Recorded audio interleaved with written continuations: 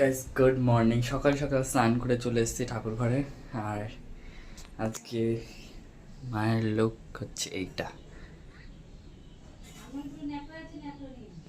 এই হচ্ছে মায়ের পুরো লুক। চলুন এবার আমি চট করে একটু গুছিয়ে নিই পুজোর জিনিসপত্র, কারণ সময় আসবে পুজো করতে। তো আমি গুছিয়ে টুছিয়ে নিয়ে তারপরে কথা বলছি। আর সকাল সকাল রোদ্দুরটাও উঠে গেছে। চলুন।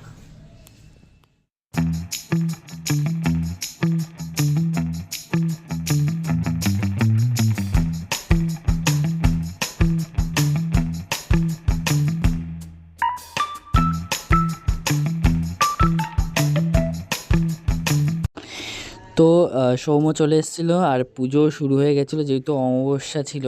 মানে অমাবস্যা লেগেছিলো আগের দিন বিকালবেলা, আর ছাড়তে হচ্ছে আজকে 4টে কততে। তো ওই কারণে আমাদের সকালবেলায় পুজো হচ্ছে। তো বিকালবেলা যেহেতু ওর সময় হবে না, কারণ ও বড়মার মন্দিরে যেহেতু পুজো করে, তো ওই কারণে। আর এখানে হচ্ছে কি আমার অনেকক্ষণ গোছানো হয়ে গেছিলো।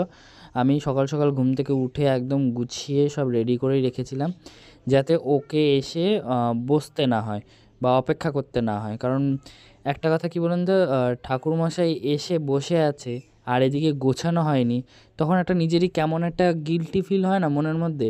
তার থেকে আমার গোছানো হয়ে গেছে, ঠাকুরমশাই লেট করে আসছে সেটা তাও ঠিক আছে। যাই হোক, পুজোর পর এই যে আরতি করছিল, আর ওর নাম হচ্ছে সৌম্য।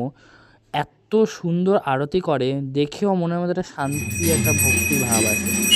আর যেহেতু 1 মাস পর মায়ের এত সুন্দর করে পুজো হলো না, আমার এত ভালো লাগছিলো, এত সুন্দর লাগছিলো দেখতে। মাকে দেখতেও কিন্তু অপূর্ব লাগছিল।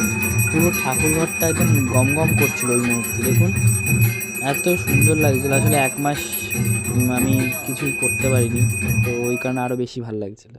আর তারপরে আমি একটু ঘাটে যাওয়ার জন্য বেরিয়েছিলাম। আর যাওয়া মানে বেরোনো মাত্রই ঝমঝম করে বৃষ্টি নেমেছে। সাইকেল গ্যারেজে রেখে আমি গ্যারেজেই বসে রয়েছি, কারণ বেরোতে পারছিলাম না। তারপরে বৃষ্টি থেমে গেছিলো আর ঘাটে গেছিলাম। আমার ওই দিকের ভিউটা দেখুন, আমার ওপাশটা বৃষ্টি হচ্ছে, বুঝলি? সুন্দর লাগছিল, কারণ ওখানে প্রচুর মেঘ করে রেখেছিল আর ভীষণ বিদ্যুৎও চমকাচ্ছিল ওই জায়গায়। গাইজ, আমরা গলাপাড়া ঘাটে বসে আছি। ওপরে অনেক পাখিরা বসে রয়েছে, ঠিক আছে, কাক বসে রয়েছে।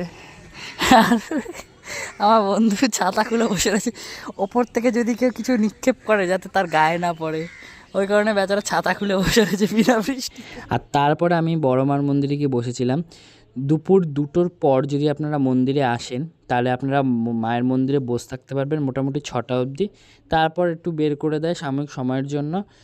মন্দির পরিষ্কার করে পর্দা দিয়ে দেওয়া হয় সন্ধ্যা আরতির আগে। তারপর আবার আপনারা গিয়ে লাইনে দাঁড়ালে আবার লাইন দিয়ে আপনারা ঢুকতে পারবেন মায়ের মন্দিরে সন্ধ্যা আরতি দেখার জন্য। আর এক্স্যাক্টলি আমি সন্ধ্যা আরতি দেখবো বলেই বসেছিলাম, ওখানে অপেক্ষা করছিলাম।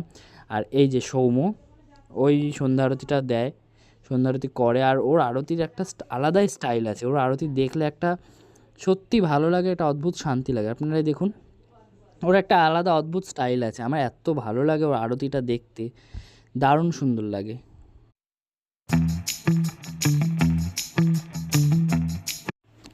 তো চলুন গাইজ, আর ওই মুহূর্তে কিন্তু ভিড়ও ছিল মন্দিরে বেশ অনেকটাই, দেখুন। যাই হোক, বড় মার আশীর্বাদে সবাই ভালো থাকুন, সুস্থ থাকুন। আর মন্দির থেকে বেরিয়ে দেখি বাবা ভোলানাথের কাছে একটা কুকুর শুয়ে আছে, এই জন্যই তো বাবাকে পশুপতিনাথ বলা হয়।